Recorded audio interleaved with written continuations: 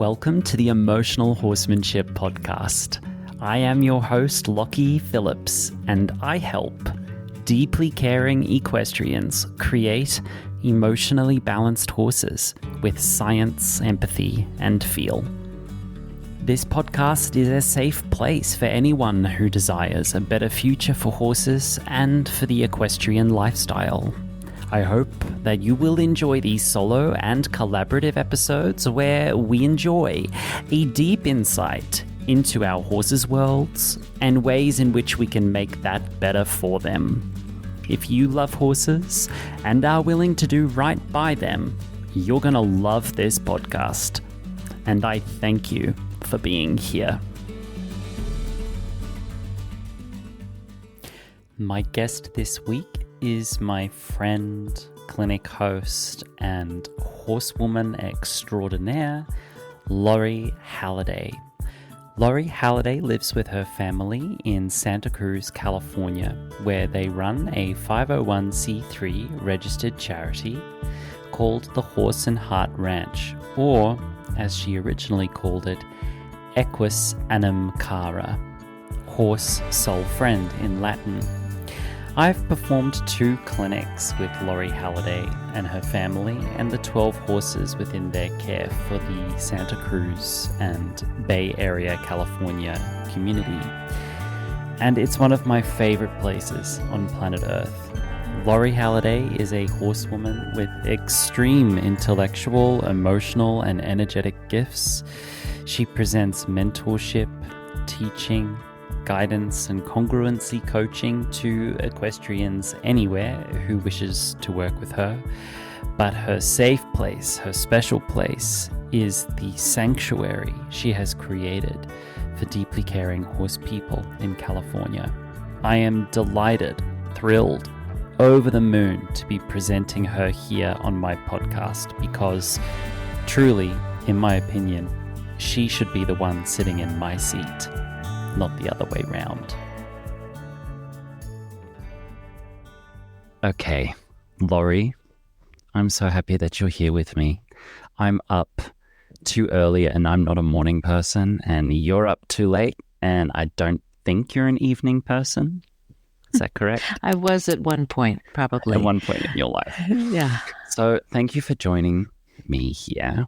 You are actually my first recorded guest here. I'm diving in headfirst to this world, and I can't think of someone better to start this off with, a safe place to explore an unknown modality. And last time I saw you in person, it was probably about 3:30 in the morning in your upstairs room in your house in your ranch in Santa Cruz. And I think you sprayed me with like a scented, natural oil rose water, like a clearing spray. And you gave me a hug. Oh, yes. And Andy drove me to San Francisco airport. And you said, "How did you do that, Lucky? How did you do that?" And I was like, "What?" Like, I'm like half asleep. You're like, "How did you do that? How did you go from where you were to where you are now?" You're like, "It's amazing, Lucky." And then the whole drive on the way to the airport, I'm thinking, sometimes we need someone else to tell us these things. So I want to return the favor and say, I think that you are amazing. I really do. I really do think you are amazing. And I want to give you some opportunity to tell people the following. Who are you? What do you do? And how do you serve the horse industry as it stands at this time?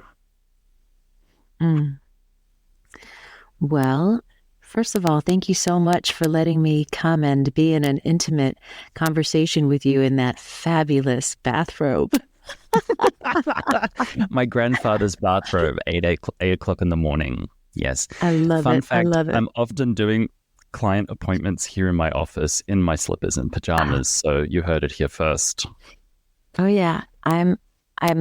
It's a Zoom type situation, so I also have slippers. Slippers, yes. Yes, we all need more of this in the world. More like COVID vibes without the actual disease.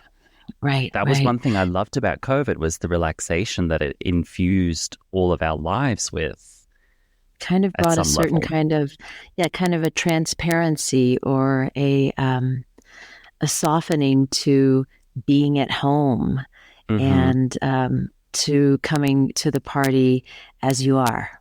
As you are. Yeah. So I Yes. think that is one of the sweet spots of this time, and I think one of the challenges is kind of a sense of isolation. So I'm Lori Halliday. Thank you so much for having me, Lucky. I'm so thrilled to be with you every time I'm with you, whether we're live or we're on the computer or Instagram, Mm. FaceTiming each other. It's just such a delight to be with a kindred spirit. Mm-hmm. And I was thinking to myself, like, what is it about us? Like, what is the kindred aspect? And one of the pieces that came up for me right away today is otherness, that we both walk with otherness. And so, maybe it's not the exact same kind of otherness, but it has enough cultural paradigm and sense of separation and subjugation that Mm. there's so much that we understand about each other without having to say a lot. Even in the beginning, there was Mm. a sense that we knew something of each other because we experience otherness. Mm. And that's so true. And I felt that from the beginning. Why Mm-hmm. don't do you remember how we met, or how you found, because you found me and invited me to your place for a clinic about Mm-hmm. a year and a half, almost 2 years ago now. Almost 2 years ago Oh, now. yeah, time is flying. And Mm. Ella was already engaging with you and working in the hoof school program. So Ah. Ella was in the natural hoof care program with you. So Mm. she already knew who you were. I think this is how the timing goes. I'm not sure. I'm not 100%, but I can remember how I heard and saw you And because Ella this is is your daughter, by the hilarious. way. Your daughter, Right, who right. is also an incredible horsewoman and will be on the podcast on her own, and probably with you as well, because exactly, chef's kiss to Ella. But go on. Yes. Yes. Yes, Ella Halliday, my partner and my daughter and my dear, dear friend who's just had a baby. Little Mm-hmm. Ever is 12 weeks old today, so her hands are a little bit Full. tied. Mm-hmm. But what I'm recalling is I was watching you on Instagram, and I find what you are talking about so informative, and you're just dropping knowledge. And if you're paying attention, you might just pick up golden nuggets, just real time. And you you you had I think you had a donkey appear on your Mm-hmm. property, and they Mm-hmm. had this different kind of metal structure that was used with jagged edges, and A that was seraton. Yes. tied on to Mm. the donkey. And you were showing us and questioning about it. And you were also careful to say, I'm not judging this farmer. I'm not judging this rancher who uses this tool. This is what they use here in this situation. But wow, look at it. How do you Mm. feel about it? Mm-hmm. And then you just kind of threw out, and yeah, I'll be in San Jose, this and that. And I thought, does he mean San Jose, California? And I immediately was like, doop, doop, doop, doop, doop, doop. Hello, Lucky. This is Lori Halliday. Are you coming to? I must see you. I could come and see you.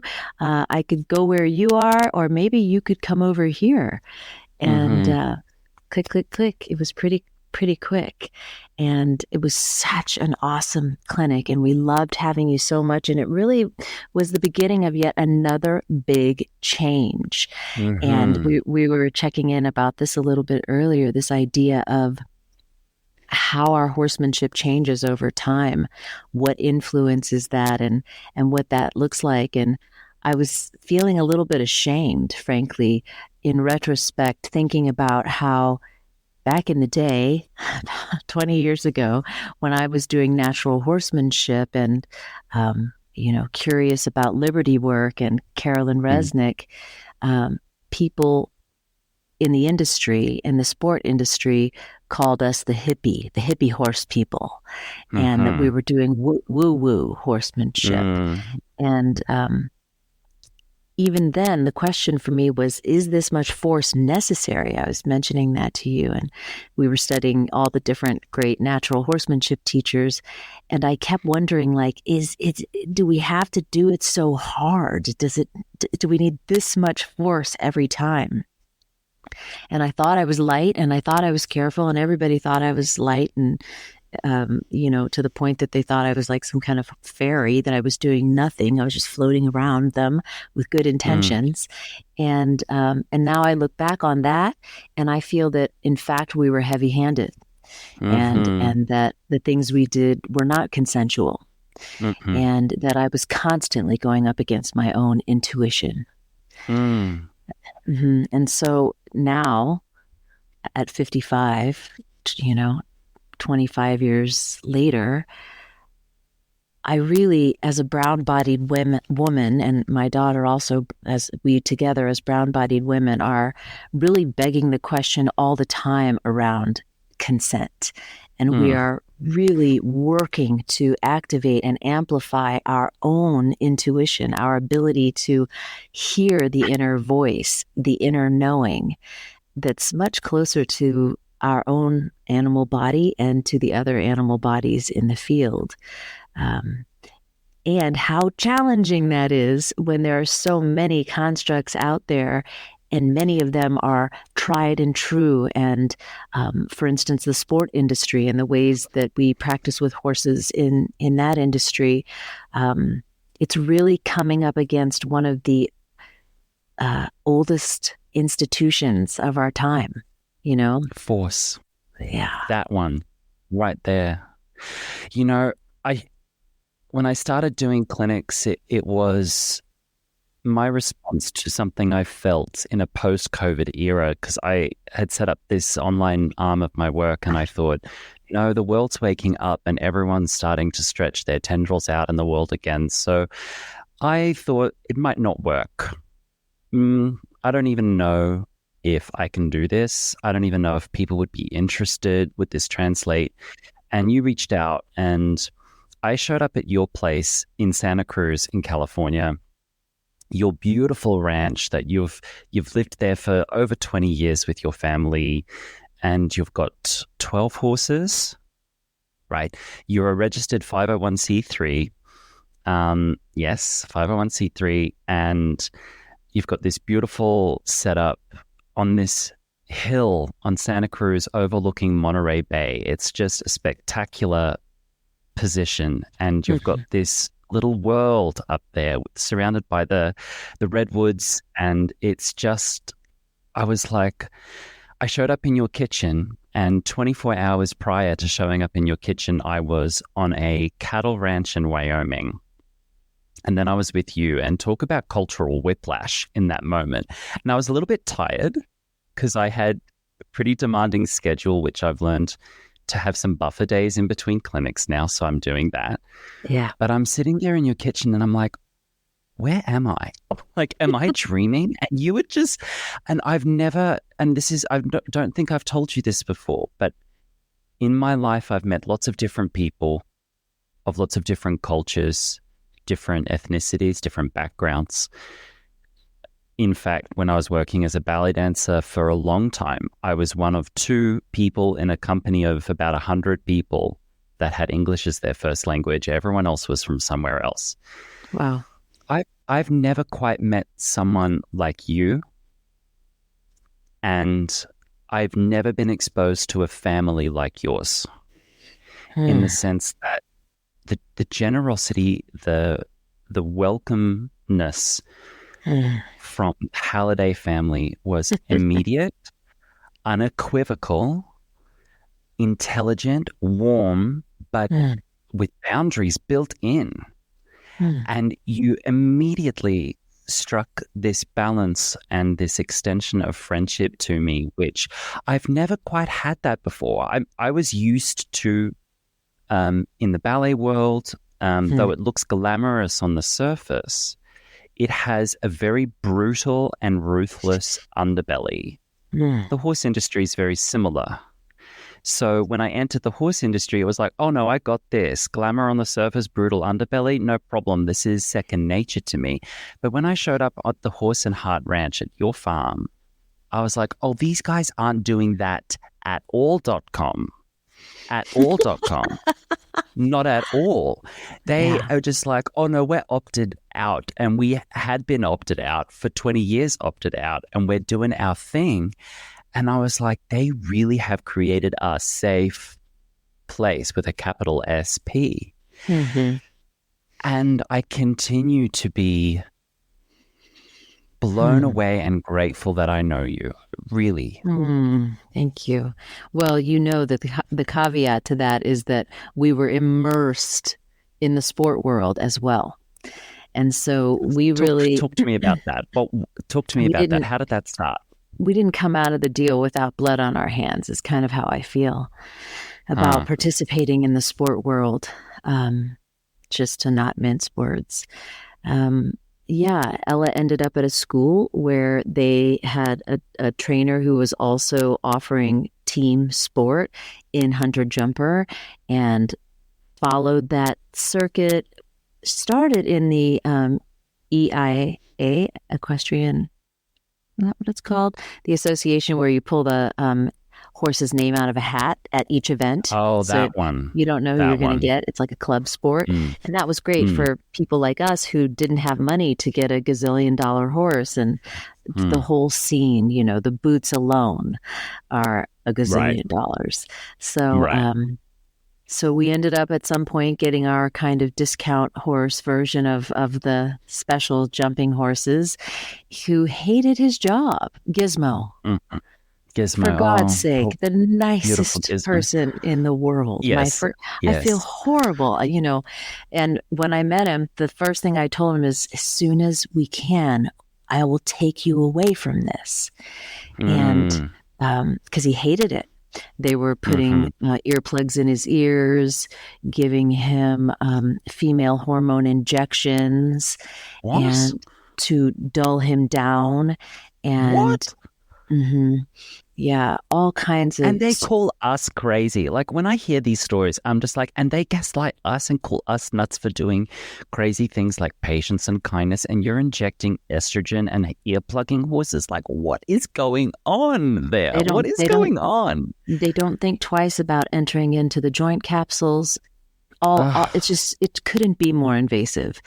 And so, you know, we didn't end up being able to bring him home within 2 years. And he tracked it with me and he would check in and say, you're not keeping your end of the bargain. Like you said 2 years. And I know I thought it would be 2 years, but I'm going to keep going. I'm going to stay with it. And eventually he did come and leave his sport world and live at the ranch. And this is not a sick horse. This is not a mentally ill horse.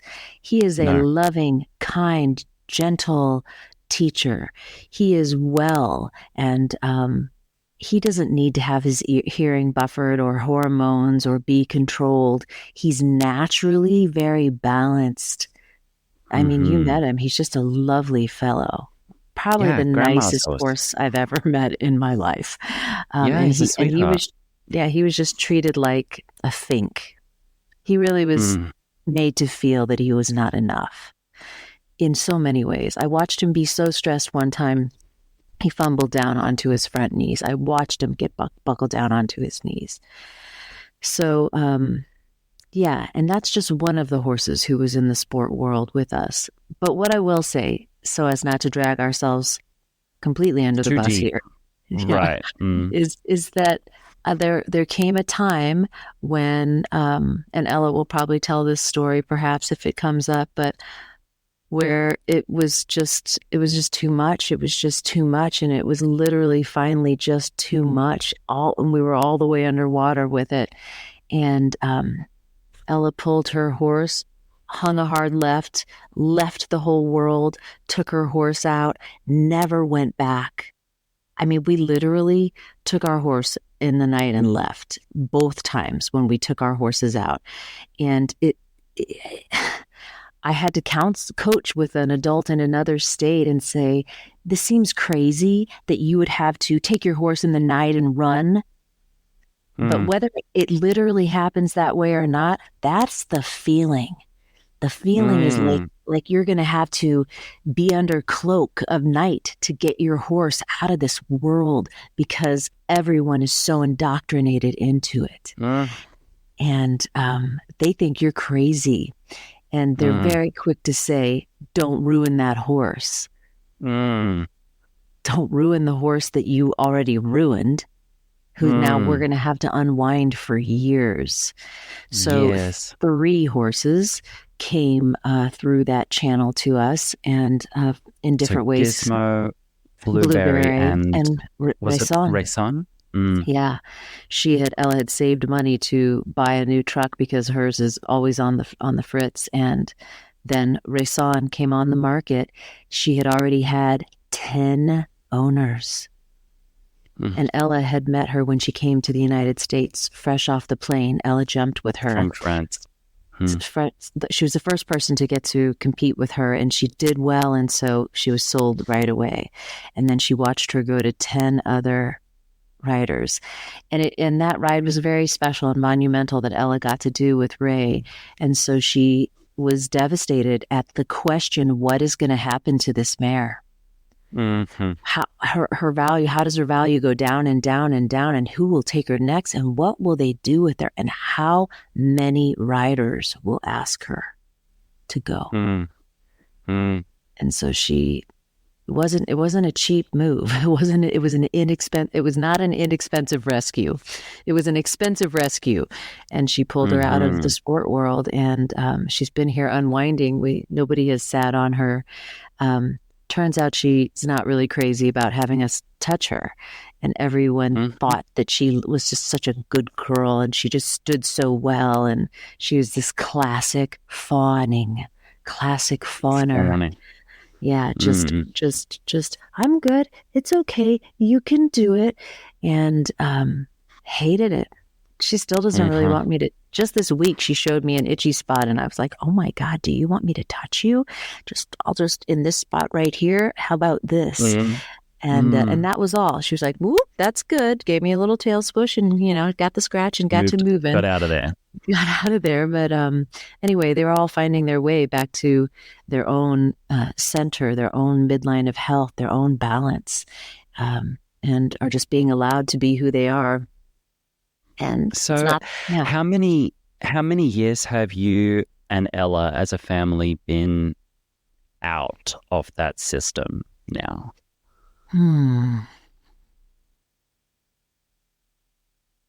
Well, COVID has changed everyone's math, but I think it must be around 5 years.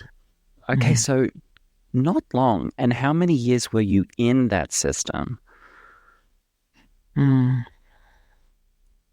Yeah, it must have been 8 years. So here's the part. I think I've asked you this before, but I'll ask you again. It's knowing who you are, your intuitive gifts, your energetic gifts, which we'll get to in more detail in a moment, your intelligence, your wisdom, and your ability to feel what others feel. I know you had not days, not weeks, not months, years where you walked into these stables and you saw these horses, and your nervous system knew what you were witnessing and nobody else was. Even your daughter was trying to keep up with the Joneses there for a while, right?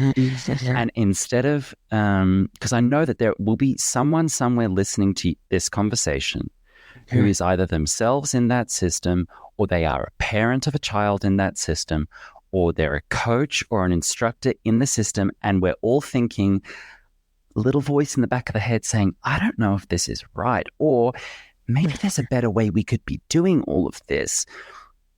And you did not make your daughter feel judged. You supported her. You guided her. Tried to keep her safe, and when she was ready to come out, you're like, I got you, let's go, under the cloak of darkness, like Zorro taking your horses in the middle of the night and getting out of there.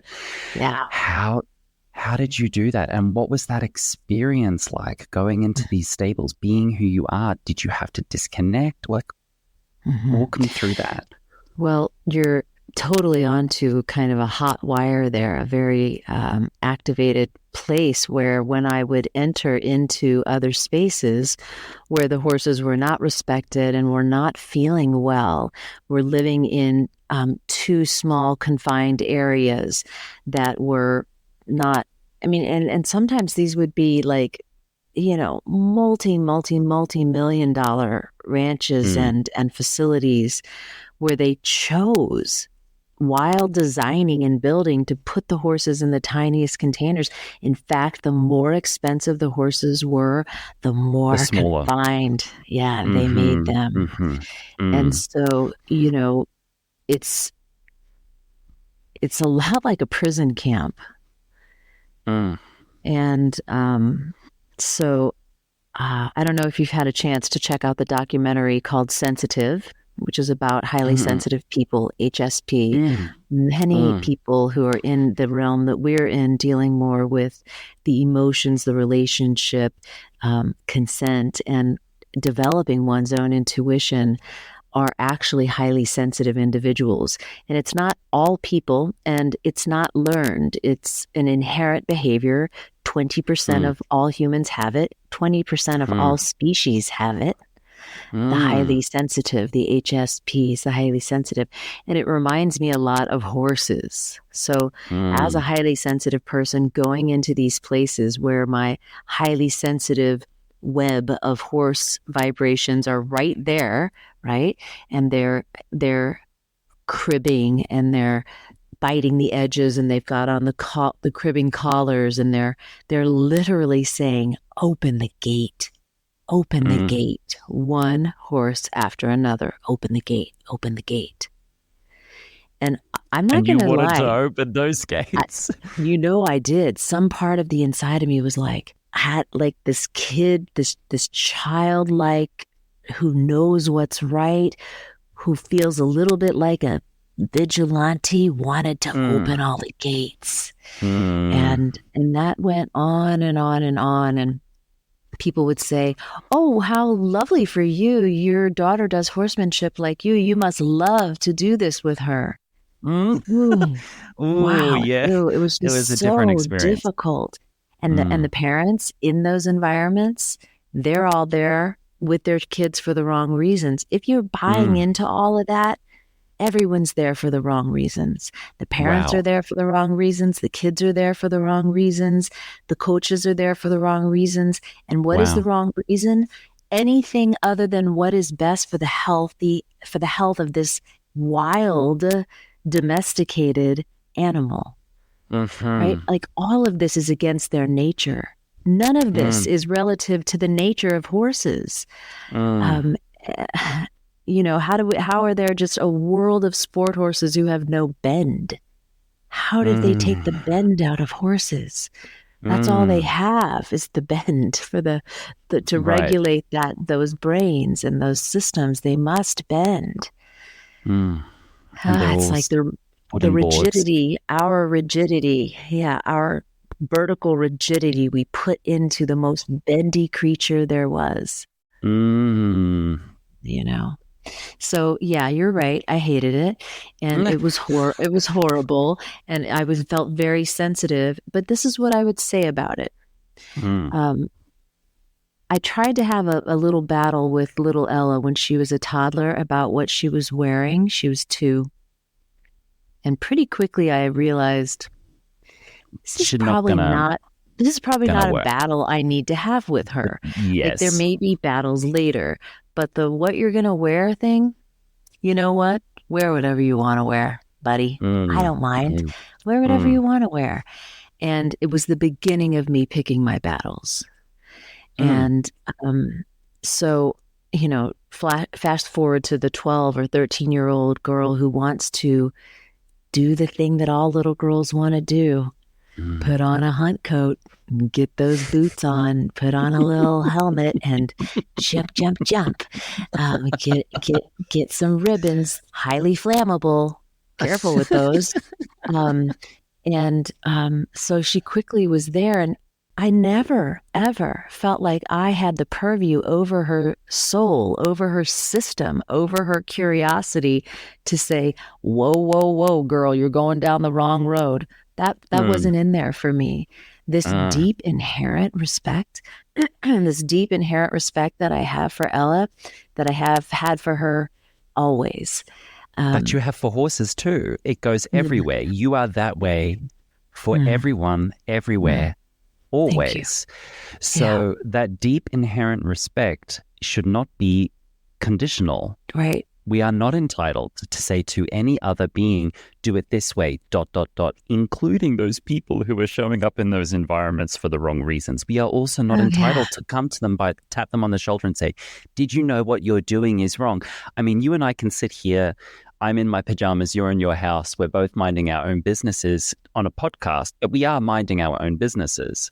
If someone from that system finds this conversation and has listened long enough to hear us say that we think what is happening there is one of the most egregious forms of horsemanship, then they're going to hear that message. But we are right now minding our own businesses, speaking our own opinions. But I would never, ever go to someone to give them unsolicited advice, because it is emotional abuse every time. And you are the same way. You would not go and give someone unsolicited advice. No. And she was a teenager, so she was quick to tell me, Mom, you don't know. Okay. Mom, you don't know about this. Mom, you don't know how we do this. Right. Mom, you don't know what we're doing. The truth is, I knew exactly what they were doing. What were they doing? Yeah. Yeah. And I was not there to convert the sport world, through my daughter's people. Like, I was there to amplify what Ella loved, to help her bring her deep wisdom and knowledge and training from a life of natural practices and living with horses. Because she was in a club sport where you drew a name out of a hat. So she was amazing. She was much better than the kids who had the multi-$100,000 horses, right? Oh, Ella's a wildly talented She's like, I could ride a donkey, I could ride a pony, I could ride a big horse. She could be with the horses. And so she already had a leg up. And so I wasn't there to say, you're doing it wrong. This is the wrong thing. It was what she was doing at the time. And she loved it.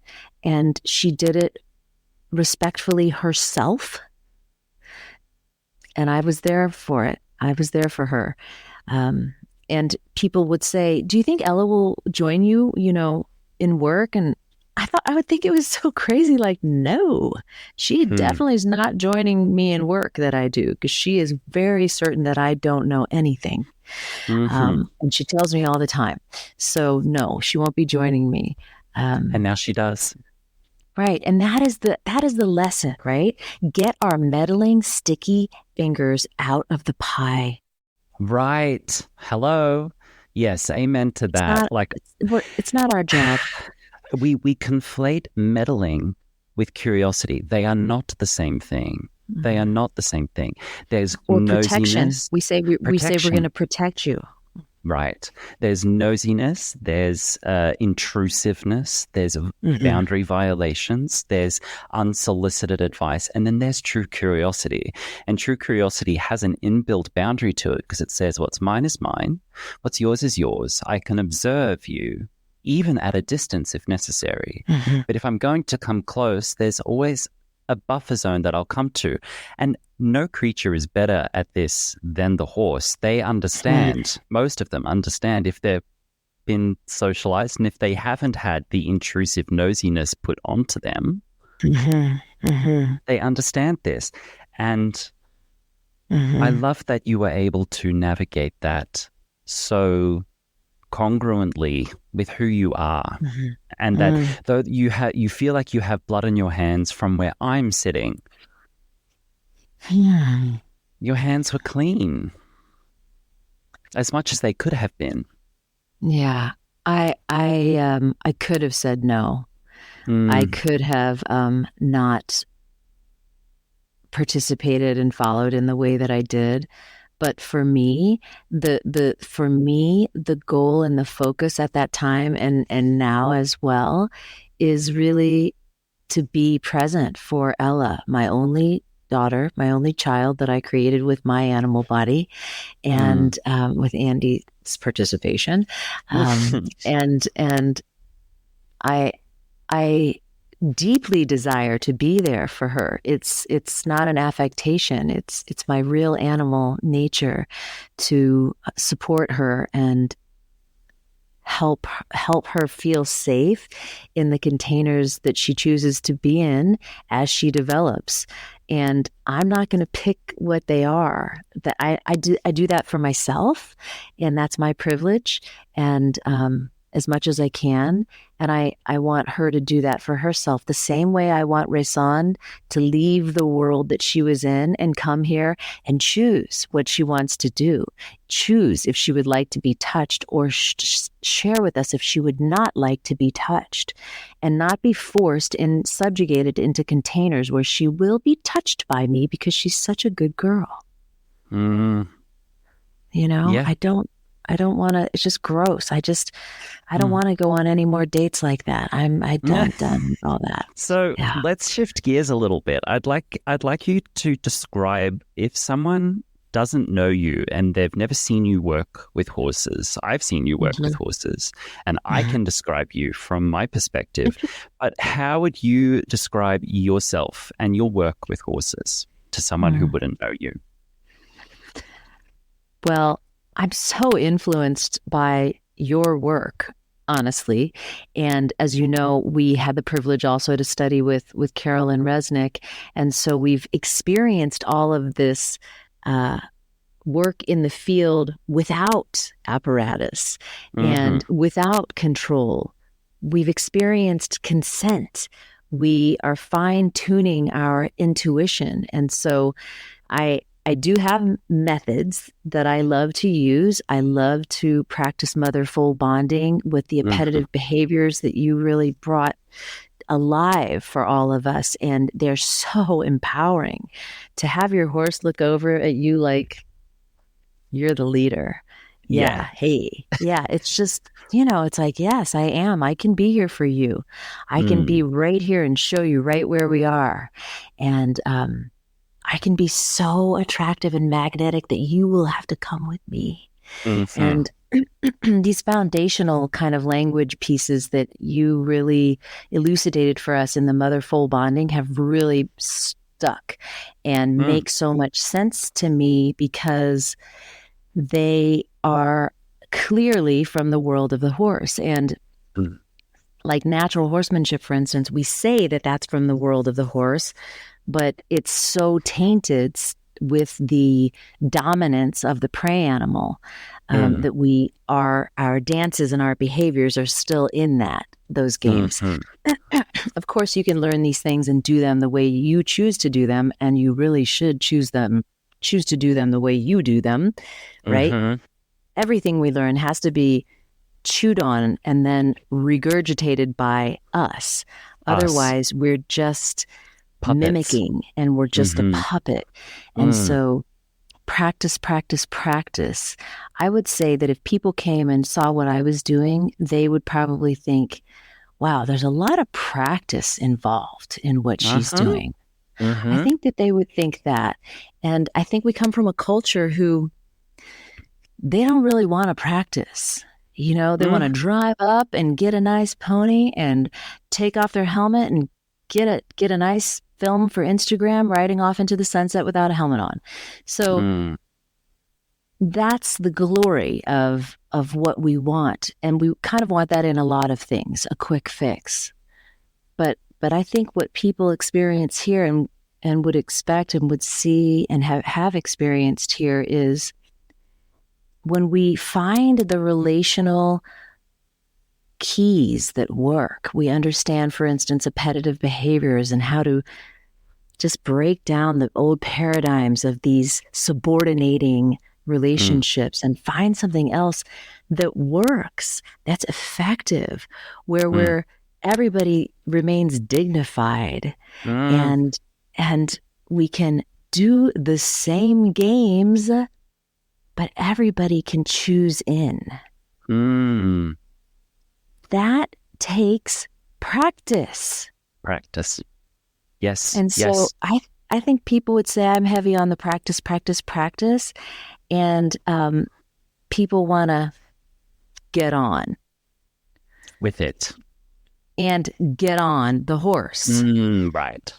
And they have no idea of their body, and they don't understand the giant body of the other and how this big barge or bus or, you know, Volkswagen, whatever you've got, moves through space. And this is another thing I thought about us, Lucky, that we have in common, is that we both come from dance movement background. And we were just steeped in movement and having forced to understand the body and study the anatomy. And so I think this is what's missing with most horse people, actually. This is the difference. One of the differences I was thinking about when I was thinking about things that we have in common is that many people come disembodied.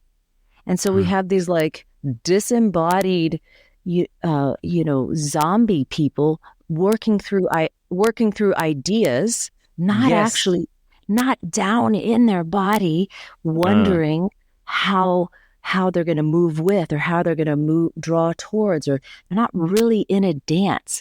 They're conceptually working up here with what they think is needed. And okay, I'd like you to hold right there, because what you just spoke to is divine, delicious, and beautiful. And I want to say that when people are disembodied and floating with their intellectual cleverness and their abstract brain, and they've made horsemanship this mechanical intellectual exercise, it's not their fault. There might be a level of them opting into that, but if you are alive in Western culture, anywhere in the world around horses today, and unless you had those direct, explicit influences from World of Dance or somatics or whatever it was that is of the distinct other, unless you've had those experiences in that training, you will be disembodied, because all of society's conditionings, all of traditional education puts us in that place. I think that we were all probably like the perfect horse person at around ages 7 through 10. And then we go through traditional education and we get spit out the other side, these perfect little abstract puppets that walk around and their body is just this meat vehicle that takes their brain to meetings for the rest of their life.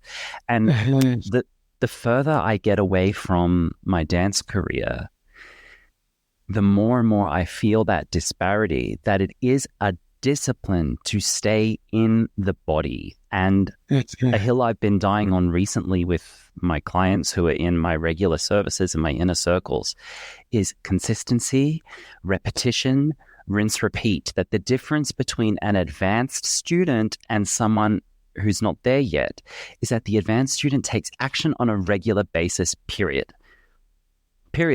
And I think a lot of us horse people of the deeply caring inclinations have potentially thrown the hardworking baby out with the dominance bathwater, because we've seen dominance and its trappings they have often co-opted this stoic fairy line of, I get up at 4 a.m. and ride 10 horses before breakfast, and I've got a broken knee and I get bucked off and you get back on. And it's this stoic storyline of like it's also tied into our Anglo-Saxon background of like suffering for, Roman Catholicism, right? Self-flagellation, suffer. And we've often, in pursuit of something with more freedom and more libertinism, we have rejected the hard work aspect. We've rejected also the practice aspect. This requires a lot of discipline. And I'm consulting with a couple of colleagues at the moment who want to move away from escalating pressure. And I want them to know, we cannot throw away the practice component. Don't expect this to work for you the first time you try it, or even the 10th time you try it. You need that 10,000 hours. Yeah, nobody gets the tango the first time. No. Nobody. No one. But when you practice the tango, or when you are with somebody who's practiced the tango, The Mm-hmm. dance is very different. So now I'm going to really tell on myself to you. Okay. When you say, what would people think, be seeing you doing? I literally, I refer to these three things as a primary language. And they're things I learned in the appetitive behavior with you. So it's the draw to the solar plexus. Yes. It's the driving of the forequarter, which is the Fibonacci curl, which we coined the little spoon. Little spoon, yeah. Little spoon. And then it's the back and over, so they can get right underneath themselves. So I refer to that as the three primary language. Love that. And so all the students here, when they come in, they do that. They are not allowed anymore. You ready? I love all these people. They are not allowed anymore to walk forwards. Walk on. It doesn't happen anymore. So if they're in a line now, they're running backwards on a draw. So I've got all these vestibularly rigid, plasticized humans learning to run backwards. I bet they could do it when they were little. They're running. First, they don't start running. They start walking. Right. Oh, they're like Frankenstein. I'm like, okay, breathe. Oh, watch out for the step. Oh, there's a palm tree. That's always there. Watch out. They're really not accustomed to moving in their body.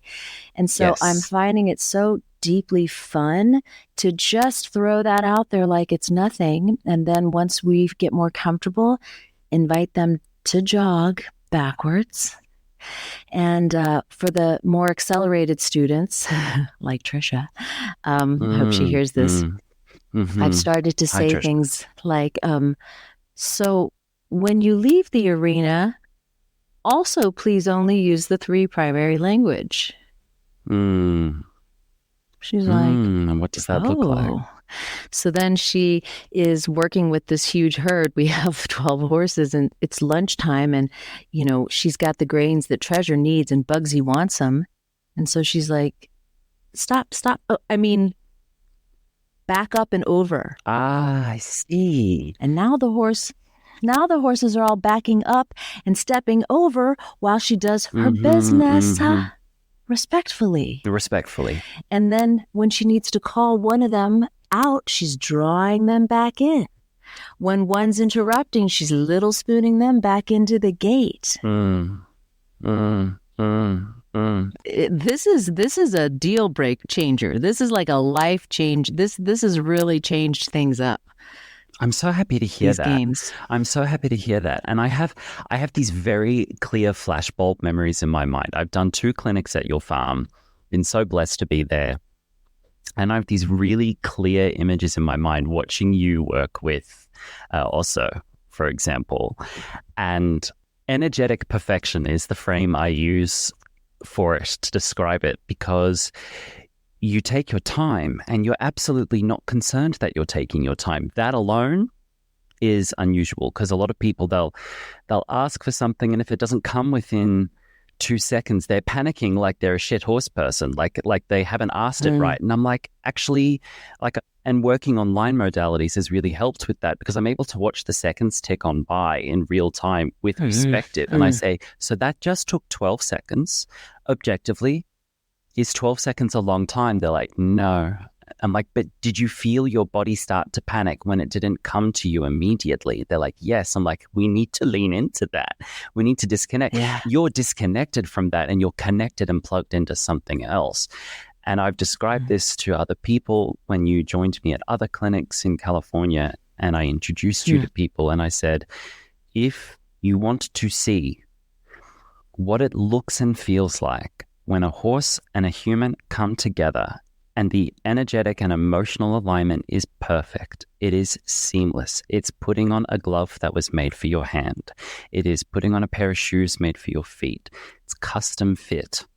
If you want to see what that looks and feels like without any clunk, without any renegotiation, without any energetic compensation, please watch my friend Laurie work with her horses, because she might take her time to get there. But we all should be taking more time to get there. And when she gets there, her horses are just like, It's glorious to watch, and you've set that standard for me now. So now I watch for that in other people. Thank you. Like there's no white noise. You know the horsemanship where the horse is doing all the things, but there's this background noise in the horse's behavior. Raquel Dreismer calls it calming signals, but further than that, there's this undercurrent, electrical undercurrent in the horse of, the horse is going, you were rude there. I'll just move on. Oh, that was annoying. Okay, I'll move on. That was uncomfortable. I'll move on and I'll give it. And people aren't aware, or they're so accustomed to having dirt in it that they don't know what clean is anymore. We don't know what consent is. Mm-hmm. People don't know what consent is. So what is consent to you? It takes such deep listening, deep active listening to hear for the yes. Mm-hmm. Right? Like raison looks like it's a yes, but it's really, I hate this. Mm-hmm. And so can I peel the next layer down? What am I feeling? I'm rubbing her, but I feel sick. Mm-hmm. She's saying yes, and she's such a good girl, but I'm tight in my sternum. What am I feeling? Right? What does it mean to presence yourself, to listen to what your body is trying to say to you? And just ask yourself, is it yes? Is this consent? Am I feeling? Because I'll tell you what, yes is like usually fuck yes. Yes is usually like heck yes, with excitement. And everything else is no. Everything else is no. And so, and you've experienced this and played with this with me too, and you're speaking to it now, which is time. While time ticks by, a yes might be coming. Mm-hmm. And people panic because they want the yes. People panic. ... right now. Yes. Right. And they like to have a drive-up window where the yes shoots out like French fries and then drive away. But That's it's more, could be like a home-cooked meal. Like you might be digging the potato out of the ground and then you might have to chop the potato, So yes, it's consent is where the bodies feel that it's okay, that we're both safe. And you've probably been in these, I know you have. I've been in tricky, hard situations, accidents, traumas where you may not have the deep relaxed. It just happened this week. I was having a flashback. A horse got in a tight area between these kind of utility buildings. And I couldn't get a big deep like, yes, honey, I feel good. Let's roll backwards. That's not the feeling I got when I asked Oliver, the giant Frisian, to back out of this tiny spot. It was definitely like, he was like, oh, I'm going to die. He was like, he thought he was going to die. That's kind of was his energy. So what is the yes in there? So it takes that takes another kind of listening, right? So it's not just, yes isn't always yes on a sunny day, but you have to learn and practice to listen for the yes. Okay, that's really important. That's Yeah. so important because a lot of people have this might sound rude, a Disney adult understanding of a yes, that it's supposed to have one feeling tone and that we're in pursuit of this one elusive Mount Olympus, golden gilded feeling tone of consent, that it's this ultimate. But the truth is, consent has a variety of structures, a variety of feelings, a variety of behaviors relative to the context that we're in. Because it's relational. That's right. It's relational. Right. It's relational. So Oliver getting stuck, consent there looks different. If you have a fire headed towards your farm and you need to get your horse into that trailer, consent looks different there. We're not going, like a sunny day. No, we're getting in the trailer. My love, the decision is made. We're in the trailer and come with me. And we can do that firmly without abuse as well. And that's something that a lot of my colleagues get stuck on because they're like, well, what about the safety piece? What about the emergency? It's more important. It's more important in the emergency. It's more important in the safety Yes. piece where the trauma's already elevated and the stakes are already higher. It's more High. important that you have practiced the hell out of your active listening and that your ear is, you can listen and play by ear for yes. You know when there's the moment where they're like, I think I'm going to die, but yes, okay, I'll turn right here. Okay, let's do it. Let's go. Let's turn. You know, is it going to work out perfectly? It may not. No. But to keep the communication alive, the trust, the relationship, to not abandon. Well, you know what? This is one of the things where I just have to abandon. I'm going to ignore. I'm going to leave. I'm going to panic. I'm going to force. No, these are the moments we've been training for. Exactly. Yeah. I had this conversation with a colleague the other day. I said, well, it depends what you're training for. Are you training for something you need right now? Or are you training for something you need in the future? And we should all be practicing and rehearsing. There's the practice piece again. Rehearsing and practicing the things we're going to need from our horses were there to be an emergency. So handling them for the vet, loading them onto a trailer, having them walk off with you in hand in a halter so that you can keep them safe if there is an emergency. If we're practicing something else and not practicing that, we're doing a disservice to our horses. And then the critics of people like you and me, our critics, if they exist, not that we care, they say, oh, but what you're doing is creating unsafe because you're creating a spoiled horse that will not do the thing that is asked of them when it is needed from them. And it's like, no, we are actually putting the time in to prepare our horses so that when the stakes are high and shit hits the fan, we're able to get it done and the horse doesn't feel brutalized in the process. And they think I'm the leader. They look at me and say, what? Tell me what here. What to do. And do you know one of the things that saved us with that horse? One of the 3 primary language. We needed him to go back and over in the tightest little space you've ever seen. And he did. And when we were finished, I turned around and looked at Trisha and I said, so are you glad you've been practicing back and over? She said, that's exactly what I was thinking. I'm making you a hero. You've been putting the work in and then you get the results. I'm so happy to hear that.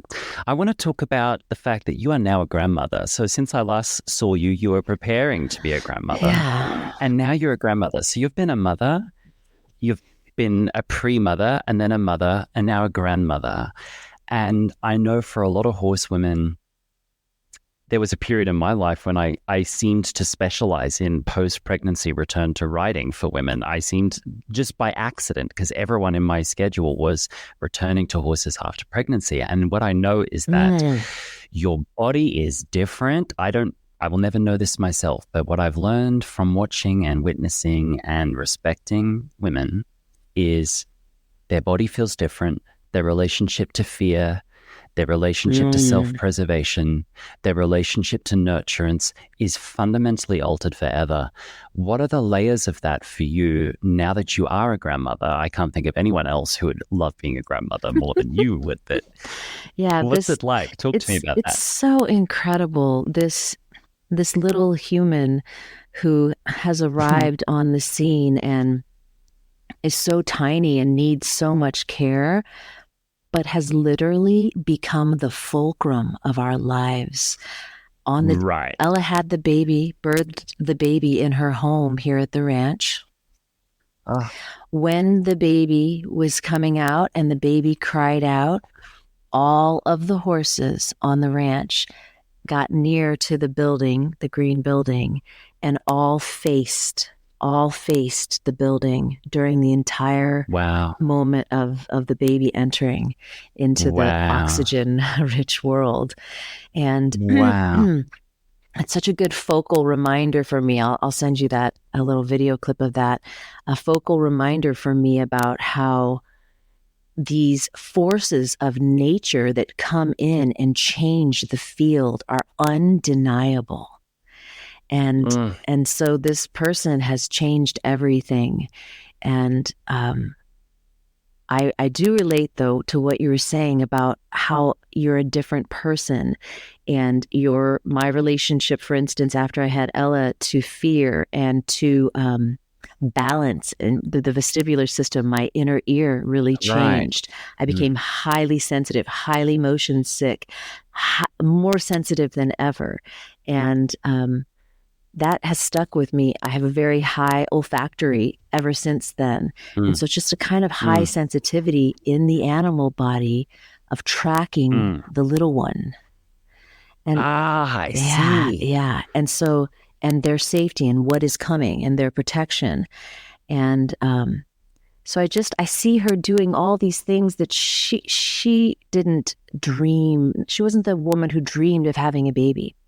She was the woman who dreamed of building her life, a very modern woman.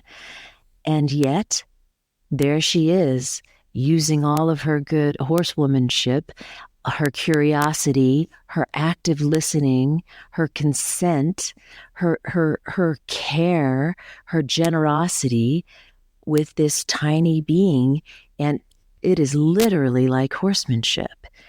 It is so impressive and beautiful. And she's doing that active listening, that slow, patient listening that she does with the horses to understand another being who doesn't speak English yet. So she's having to just be steeped in the body language, in the energy, in the reaction of what works and what doesn't work, of what feels fair and connected and what feels edgy, and how can I help you when you're in pain? I think you're in pain. Same with the horses. How can I discover this? How careful, quiet, curious, observant will I become to help you? It means so much to me. I want to care for you.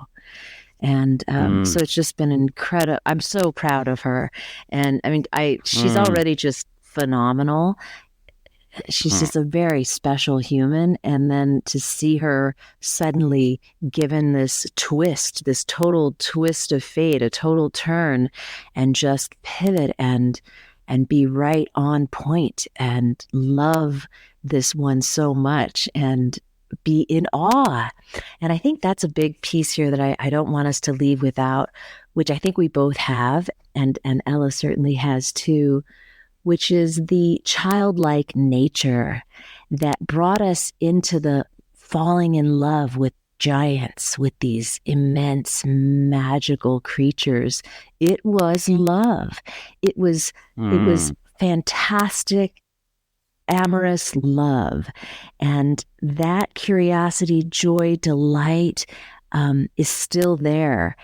And that is why we can't tolerate some of these other aspects any longer. And that with the voice that we have, the time and the listening that we have, why it's important to us, even though our true nature is to enjoy and to relate and to be in partnership. But because we have voice and we have platform, then we end up speaking to what is also present, which is force and subjugation. And it's our part of our charge. So it's a mix, right? And I don't want us to lose it, and I don't want us to forget that is part of why we're different, is that we really, truly, originally came in for the love. We just fell in love. And never to forget that. Yeah. Never to forget that. Yes, it's beautiful. It's beautiful. I'm so happy for you. And I think being a grandmother now is just another aspect of, your life with horses as well at some level, because he's being raised on the farm around them, with them. They are helping to raise him. Yes. I mean, I've looked to a lot of modern child-centered parenting manuals for advice on horse training, because there's so many parallels there. Because undeveloped language centers, but hugely somatic, hugely aware, hugely impressionable. And there's a lot of parallels there. So many. I think many people have that realization that how you might parent or how you relate to others, and there's nothing more relatable relating off the field than, raising a child or relating to a child. Mm-hmm. And horses are so much the same if we give them that chance. And I have this theory that we say we domesticated horses. I think horses domesticated us. They helped us build civilization. And I think they're continuing to help us build our internal sense of being civilized, whatever that is. And I see what you're doing. I hope what I'm doing and what I'm trying to teach is either a returning to or a developing of something a little bit more civilized, because the horses are kind of leaning into that. And there is such a difference doing a clinic at your farm relative to doing a clinic anywhere else. That's not to say that I don't like clinicking elsewhere. It's just that the horses on your farm just are different. There is only smoothness. There is only happiness. There is only listening. There is only this clear, open feedback loop between the horses and the people on your farm. And I get snippets of that elsewhere. But often elsewhere, it's only a snippet. There'll be a couple here or a moment here, and the work is about creating that. But at your farm, you've created that, and it's there, and it's consistent, and it's all of your horses. Like, it's just such a different atmosphere. And you've worked for that. So. And you know that it wasn't always like that, even here. And certainly it wasn't always like that for the horses before they came here. And so I want... you created that. Yeah, I want us all to remember it's not too late. We're not stuck in the world that we chose to be in. You don't have to remain in a field that your heart, mind, spirit is telling you is incongruent. Is you keep getting these messages that there's something about this that isn't fair, that the subjugation is wrong, and you can change. You can try different things. You can keep growing and developing your whole life. You can become the worthy horse person who your horse finds irresistible. Irresistible. Irresistible. Yes. And you can have been doing it all kinds of other ways before. Keep learning. Keep trying. Keep remembering that what you were dreaming of was not the spur, the crop, the medal. That's not what you were dreaming of. None of us were. None of us were. Okay, Laurie, so we're going to start wrapping it up now. I'm going to take you through our fun little segments to finish. Okay. I'd like to invite you to What the Muck. I'd like you to tell me something that makes you think, what the muck? And I want you to muck it out with me around horses, around the equestrian industry. What is a steaming pile of something in the corner of a stable that we need to scoop up and compost out somewhere? The same behavior that allows humans to put the choke collar on the horse, the same behavior that makes the horse crib, be trapped in a small container and crib and bite and try to draw in enough oxygen and gases to send a blast into their brain to help them check out. All of these things that we do to horses, what I want to muck out is the truth, which is that we do them to each other.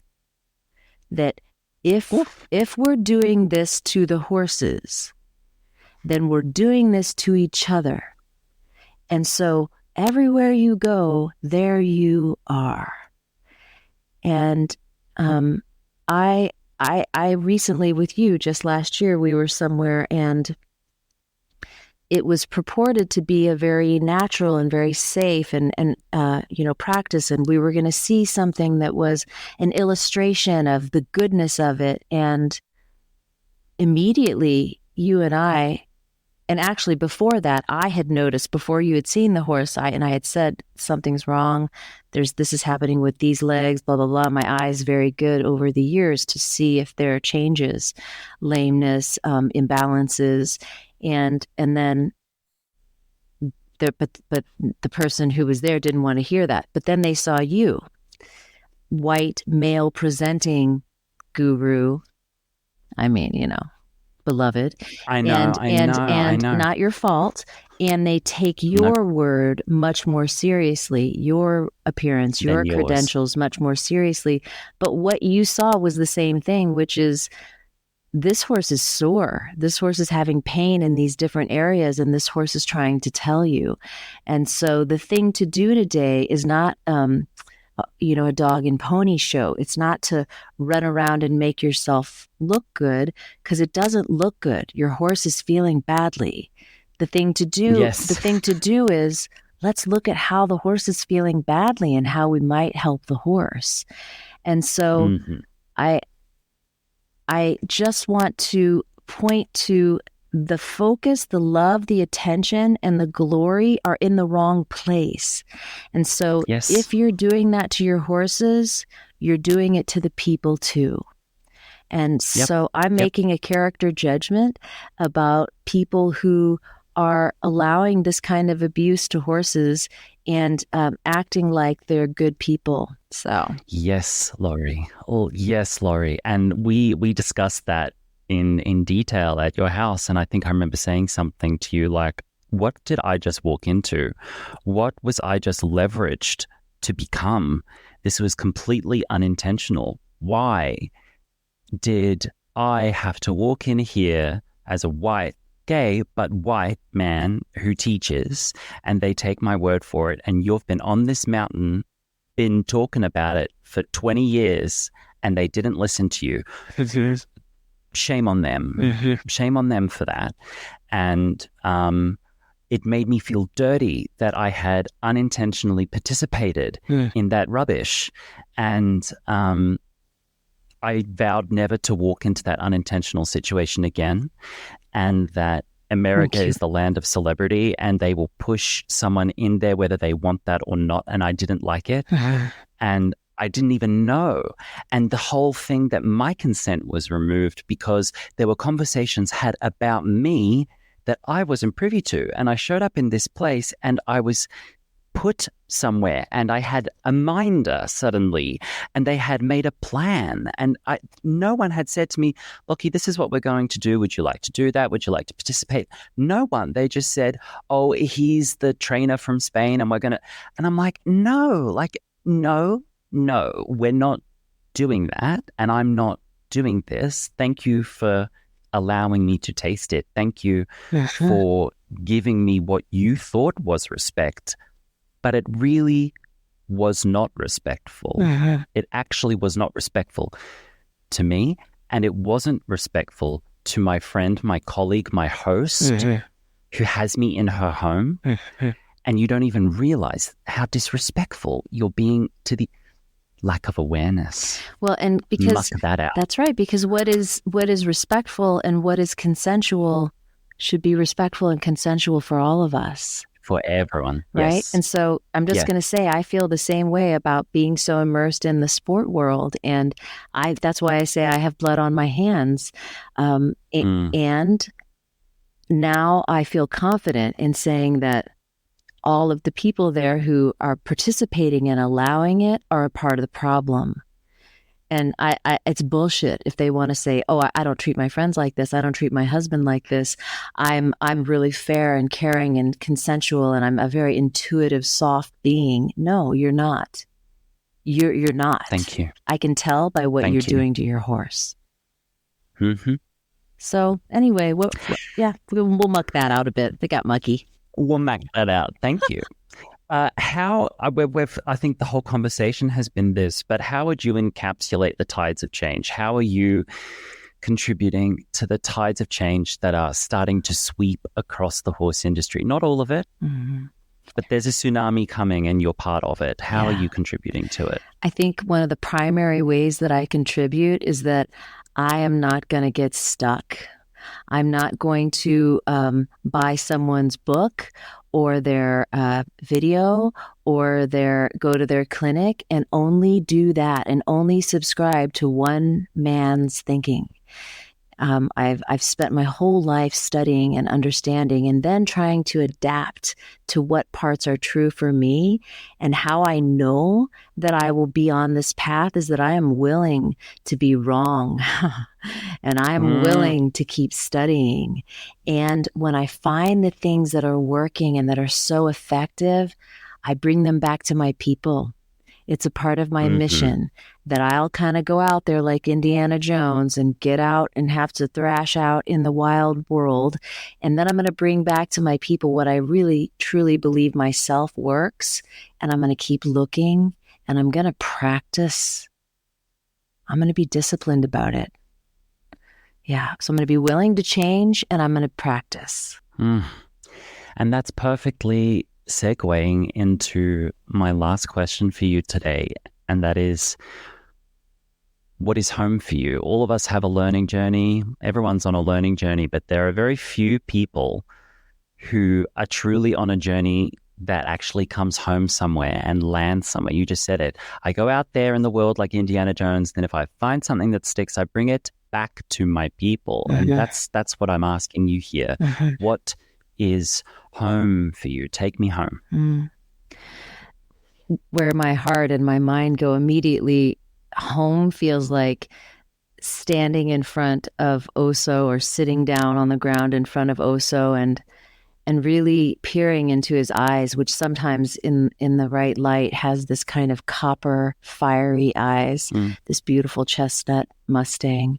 And this conversation that we're having that is not in English, that curiosity, that deep wondering and listening when I'm looking up the bridge of his nose and looking into his eyes, and he and all of his people of all of his time and me and all of my people of all of time. There we are, these two lines crossing, and, you know, just the questions about what our relationship is all about and feeling the impact of it without knowing what the full story is yet.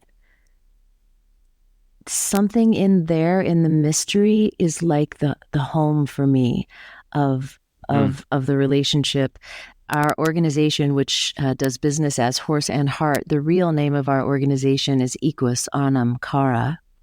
But the Americans couldn't figure that one out very well, so we had to do a different one. But of course, that means in Latin, horse, soul, friend.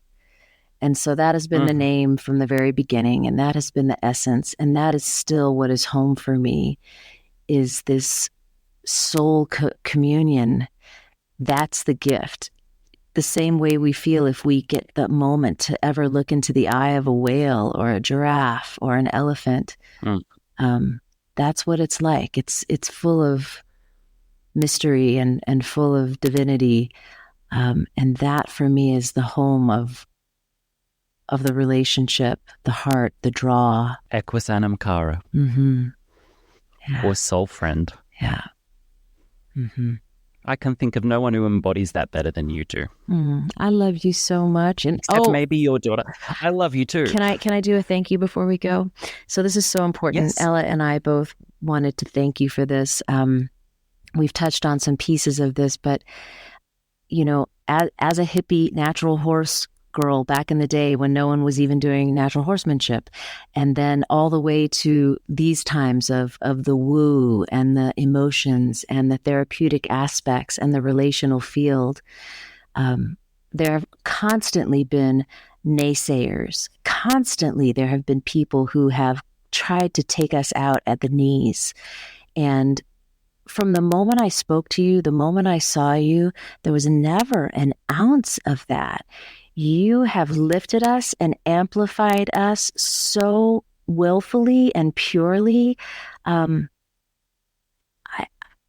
It's just so deeply touching, and it's literally no one has ever done this for us. And so this is the medicine. Like, if we can do this for another, if I will, so I do this for others and you do this for others. But I just want you to know that I'm 55 and you're the first one who really did it for me. And my daughter watched it happen, and she could see, like, oh, this person really sees my mother. This person knows what she's been up to. And the validation is like the fire. It's like the fire that stays in the heart and the fire that stays under our feet. So thank you for the deep validation. It really is powerful, and it means so much to me because I respect you so much. So thank you. Thank you. You made it easy. It was always been effortless. And thank you. As my friend says, Lockie comes through the front door. I don't come through the back door. There's no intentions here. I have no angle. It's just, it's how it is. Thank you. I'm so happy to know you. Thank you for being here and making this so easy and lovely. Yes. I'm going to let you go to bed way past your bedtime. Yes. And the sun has just come up and hit my pastures. Have so a great day. Go. We're dreaming ourselves to appear there sometime. So that's in the mix. Okay, darling. Thank you. Thank you. Thank you. Thank you, Laurie. And just to finish, yes, where can people find you on social media and online? Oh, yes. Definitely find us on Instagram. I'm Wise Horsewoman. You can also find us at Horse and Heart. And Ella is Emerald Equine. That's my daughter and my partner. And there are all kinds of interesting things happening at the ranch this year. We have a pretty full upcoming events list, so go check that out. And last little thing I'm going to drop, I haven't dropped it anywhere, so this is the official news. For a couple years now, Nika Ware on Instagram, she is Nika Draws Nature. She and I, for 2 years, drawings back here. Yeah, we have been creating the Wise Horsewoman Oracle deck, and that will launch this year. And so look for that. Thank you, darling. I'm so excited. Thank you, Laurie. Okay, have a lovely catch day. Up soon. Thanks for being Bless you. Bye. Thank you.